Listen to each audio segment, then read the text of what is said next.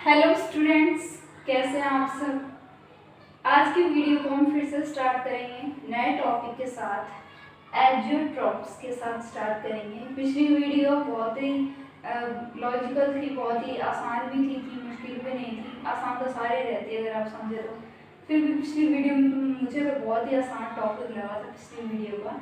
ये जो टॉपिक है इस थोड़ा सा रिलेट करेगा पिछली वीडियो से, इसलिए वो वीडियो अगर अच्छे से देखिए तो ये वाली भी आपको समझ में आ जाएगी, ज़्यादा आपको कंफ्यूजन नहीं होगा।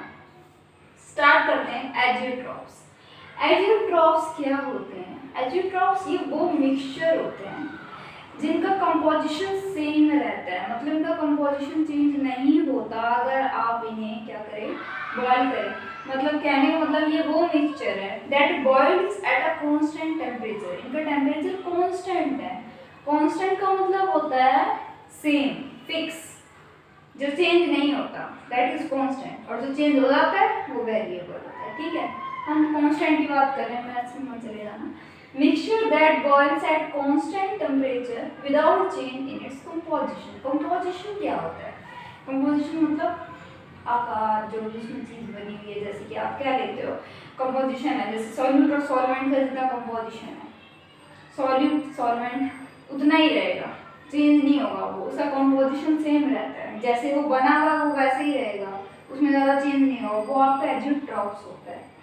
क्लियर? मैंने डेफिनेशन लिख दिए हैं, समझ लीजिएगा। यही डेफिनेशन आपकी बुक्स में भी है, उसमें भी देख लीजिएगा, दोनों चीज़ आपके लिए ठीक रहेगी।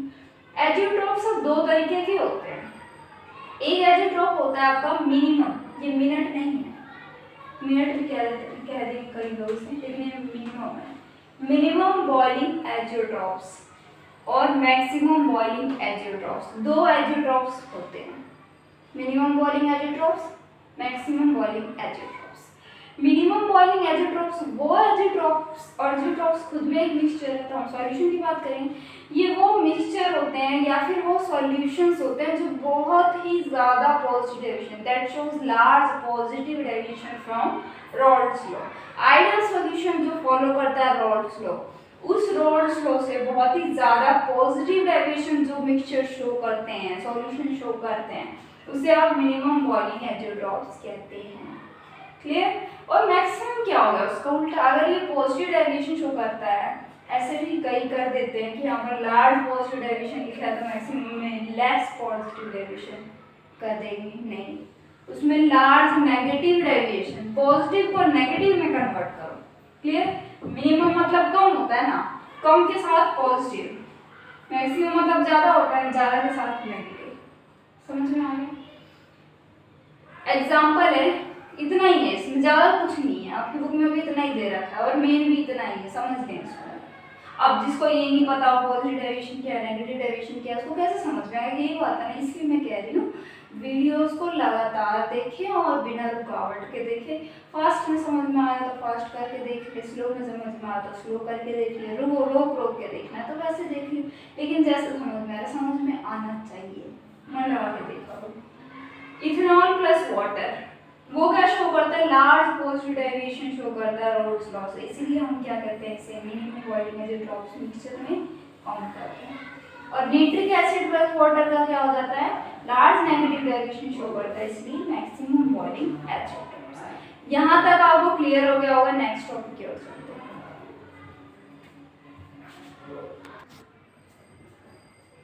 कॉलिगेटिव प्रॉपर्टीज हमारा नेक्स्ट टॉपिक है। कॉलिगेटिव प्रॉपर्टीज क्या होती हैं? अब क्योंकि हम सॉल्यूशंस की बात कर रहे हैं तो ये प्रॉपर्टी भी किसकी होती है, सॉल्यूशंस की होती है। The property of solutions that depends on the number of solute particles irrespective of the nature of the solute is called, क्या होता है, कॉलिगेटिव प्रॉपर्टी। प्रॉपर्टी किसकी, सॉल्यूशंस की प्रॉपर्टी। कौन सी प्रॉपर्टी, जो किसके ऊपर डिपेंड करती है, सिर्फ number of solute particles.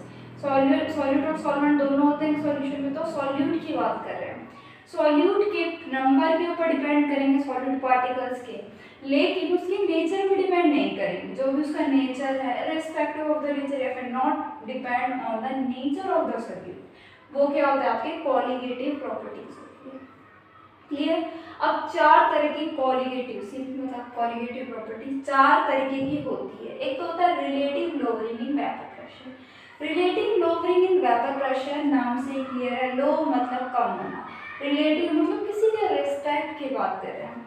Vapour pressure में कमी आना कैसे आती है वो हम करेंगे। Elevation in boiling point, elevate मतलब इंक्रीज होना है, प्लस हो जाना।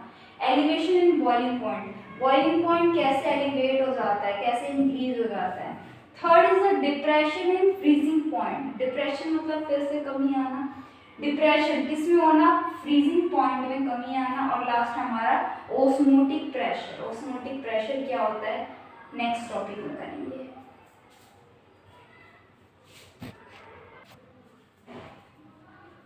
टाइप्स में हमारे आते हैं, क्वालिटेटिव प्रॉपर्टी में सबसे पहला हमारा आता है relative lowering in vapour pressure. Relative lowering in vapour pressure नाम से ही क्लियर है, मतलब वेपर प्रेशर क्या हो जाएगा, कम हो जाएगा। रिलेटिव किसी के रिस्पेक्ट में कम हो जाएगा। और वेपर प्रेशर कम कैसे होता है, आपने पढ़ी हुई बात है सारी की सारी। वेपर प्रेशर कम तब होता है जब आप नॉन वॉलेटाइल चीज़ें लेते हैं, मतलब आप नॉन वॉलेटाइल सॉल्यूशन ले रहे हैं, या तो आपका पूरा पूरा सॉल्वेंट का ले रहे हो तो सॉल्वेंट ही पूरा नॉन वॉलेटाइल हो, या फिर अगर आप सॉल्यूट प्लस सॉल्वेंट ले रहे हैं तो या तो सॉल्यूट नॉन वॉलेटाइल हो या फिर सॉल्वेंट नॉन वॉलेटाइल हो। Because we are talking about colligative properties, तो हम सॉल्यूट की बात करेंगे क्योंकि किसके ऊपर डिपेंड करती है, depends completely on the number of solute particles. ठीक है, तो इसमें क्या होता है, नॉन वॉलेटाइल सॉल्यूट को जब हम ऐड कर देते हैं, नॉन वॉलेटाइल है तो वो वॉलेटाइल नहीं होगा, मतलब वो वेपर नहीं बनाएगा। अगर वो वेपर कम बनाएगा या फिर नहीं बनाएगा तो आपका वेपर प्रेशर कम होगा, सीधी सी बात है। तो ये है रिलेटिव लोअरिंग वेपर प्रेशर। उसके बाद ये इक्वेशन दे रखे, ये इक्वेशन पहले कराई हुई मैंने आपको रोल्स लॉ में बताई थी, बिल्कुल वैसे ही किया हमने फिर से। ये वाला पार्ट यहाँ आ गया, रोल्स लॉ के अकॉर्डिंग ये होल्ड करता है, ये वाला पार्ट यहाँ आ गया, 1 में लेस किया दोनों को, 1 माइनस एक्स से एक्स भी होता है, इसको ऐसे लिखा 1 को एक्स ए प्लस एक्स भी लिखते हैं इक्वल्स टू 1।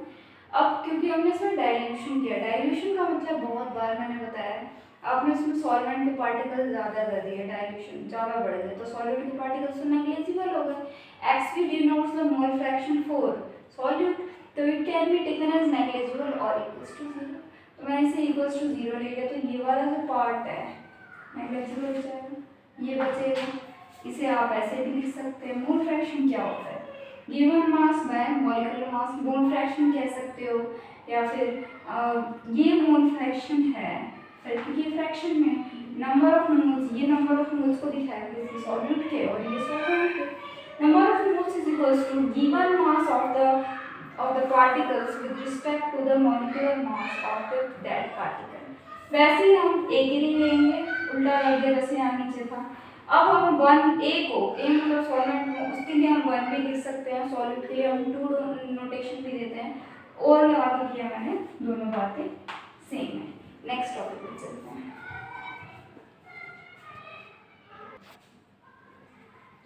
नेक्स्ट तो और colligative property, elevation in boiling point और डिप्रेशन इन फ्रीजिंग पॉइंट। मैंने इन दोनों को साथ में इसलिए लिखा है क्योंकि इन दोनों में बहुत सारी सिमिलैरिटीज़ हैं, एक को समझेंगे तो दूसरा समझ में आ जाएगा, एक जैसा ही है दोनों। पहला हमारा आता है elevation in boiling point. Elevation का मतलब होता है बढ़ना, बॉइलिंग पॉइंट बढ़ता कब है, बॉइलिंग पॉइंट कब बढ़ेगा, बहुत ईजी सी बात है, जब भी हम कोई नॉन वॉलेटाइल सॉल्यूट ऐड करते हैं, क्योंकि हम सॉल्यूट की ही बात करें, कॉलिगेटिव प्रॉपर्टी की बात है तो सॉल्यूट नॉन वॉलेटाइल हुआ, वो वेपर नहीं बनाएगा, और जब वो वेपर आसानी से नहीं बनाता तो उसका बॉइलिंग पॉइंट क्या होता है, कम होता है, मतलब ज़्यादा होता है, मतलब उसे और ज़्यादा टेम्परेचर देना पड़ेगा, टेम्परेचर बढ़ाना पड़ता है, उसका बॉइलिंग पॉइंट ज़्यादा हो जाता है इस केस में। इसलिए नॉन वॉलेटाइल जो सॉल्यूट है that is also responsible for the elevation in boiling point. Clear. अब बॉइलिंग, ये समझने से पहले बॉइलिंग पॉइंट क्या होता है ये समझे। वो जो डेफिनेशन थी boiling point, the temperature at which something starts to boil, वो डेफिनेशन यहाँ पे यूज़ नहीं होगी, हम केमिस्ट्री के पॉइंट ऑफ व्यू से देखेंगे। तो बॉइलिंग पॉइंट क्या होता है, ये वो टेम्परेचर होता है जिसमें किसी भी पार्टिकल का vapour pressure atmospheric pressure, PP मतलब वेपर प्रेशर, एपी मतलब एटमॉस्फेरिक प्रेशर, ये दोनों क्या होते हैं, इक्वल होते हैं, तब हम क्या कहते हैं कि वो बॉइलिंग पॉइंट है उसका, वो टेम्परेचर जिस पे जो आपका वेपर प्रेशर है किसके इक्वल हो जाए, एटमॉस्फेरिक प्रेशर के इक्वल हो जाए, तब वो क्या होगा, उसका बॉइलिंग पॉइंट होगा। क्लियर। अब इसके लिए एक इक्वेशन लिखते हैं हम, बॉइलिंग पॉइंट हम कैसे निकालते हैं, चेंज इन बॉइलिंग पॉइंट या बॉइलिंग पॉइंट का जो change in temperature, boiling point, change in boiling point कैसे लिखेंगे हम, बॉइलिंग पॉइंट जो उसका अभी है, मतलब सॉल्यूशन के फॉर्म में कह सकते हो आप, या फिर इम्प्योर स्टेट में कह सकते हो वो, माइनस जो उसका प्योर स्टेट में था, दोनों का डिफरेंस क्या देगा आपको, चेंज इन बॉइलिंग पॉइंट देगा, दैट इज टीवी, जिसे आप कहते हो डेल्टा टीवी। तो इस इक्वेशन से आपको ये बात क्लियर हुई that delta TV will be directly proportional to N, और एन क्या है, मोलैरिटी के लिए हमने यहाँ पे चूज किया है एन।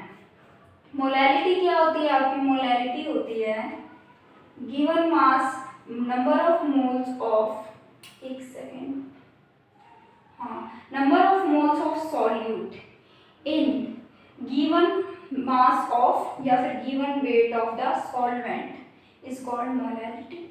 क्योंकि ये क्या है आपका W2/M2 क्या होगा, given mass of solute divide by molar mass of solute, ये क्या होगा, number of moles of solute देगा, डिवाइड बाय वेट किसका या फिर गिवन वेट ऑफ किसका, सॉल्वेंट का, और 1000 हमने वॉल्यूम के लिए लगाया।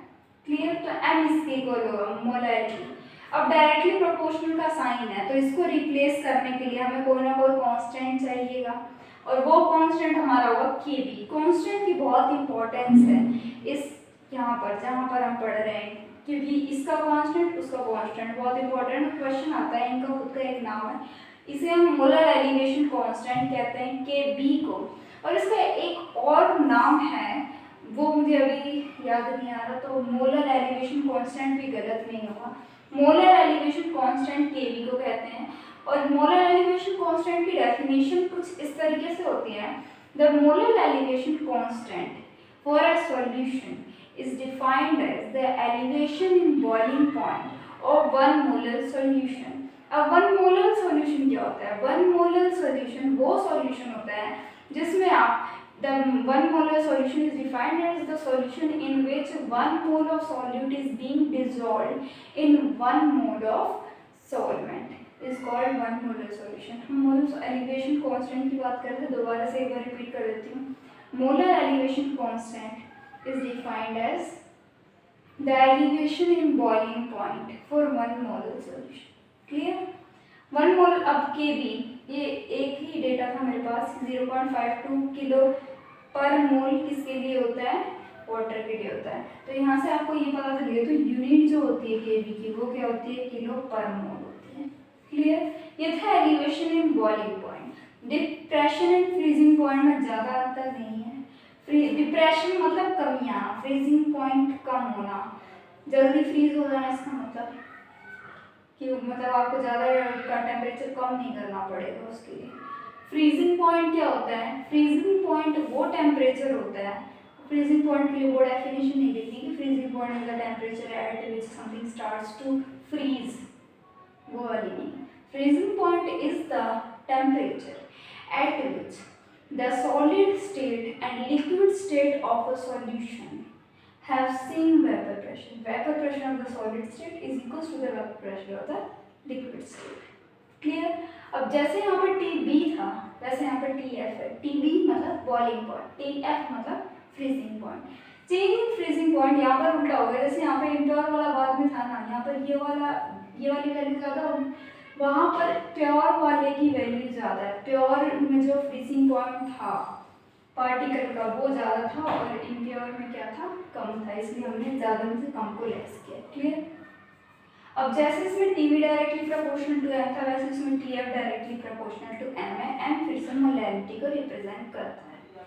Tf यहाँ पर फिर हम डायरेक्टली प्रोपोर्शनल साइन को हटाने के लिए, क्योंकि हम Tf की बात कर रहे हैं, Tb था तो हमने क्या लिखा था, यहाँ पर हमने कहा था Kb, यहाँ पर Tf है तो Kf को क्रायोस्कोपिक कांस्टेंट क्या होगी, इसका नाम है खुद का, या फिर आप इसको मोलर डिप्रेशन कांस्टेंट भी कह सकते हो, वो भी इसका नाम है। मोलर एलिवेशन कांस्टेंट और मोलर डिप्रेशन कांस्टेंट में डिफरेंस है, एक जैसा मत कर देना। KF cryoscopic constant. Cryoscopic constant क्या होता है? The cryoscopic constant is defined as the depression in the freezing point for 1 molar solution. Same जैसा इसका था, और जैसे इसकी जो यूनिट है KF की, वो भी इसकी होगी वही किलो पर मोल, केल्विन, सॉरी केल्विन पर मोल है, मैंने किलो बोल दिया, केल्विन पर मोल। हाँ, केल्विन पर मोल। इसका केल्विन होगा ना, टेम्परेचर के लिए हम केल्विन लेते हैं, आप यहाँ से देखते हैं, ये टेम्परेचर है, टेम्परेचर के लिए यूनिट आप केल्विन लिखो, ये भी निकालनी है।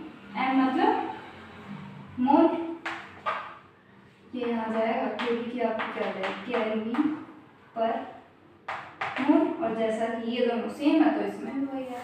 फिर आज के टॉपिक मैंने जितना पढ़ाया इतना ही। एक और कॉलिगेटिव प्रॉपर्टी बचती है, ऑस्मोटिक प्रेशर। ऑस्मोटिक प्रेशर थोड़ा सा लेंथी है, थोड़ा सा इम्पॉर्टेंट भी है, और समझाना थोड़ा ब्रीफ में ज़रूरी है उसको, इसलिए वो नेक्स्ट वीडियो में करेंगे। आज की वीडियो में इतना ही। जितना भी पढ़ा है उसको अच्छे से देखना, समझ लेना और पढ़ लेना। फिर से मिलेंगे। Thank you.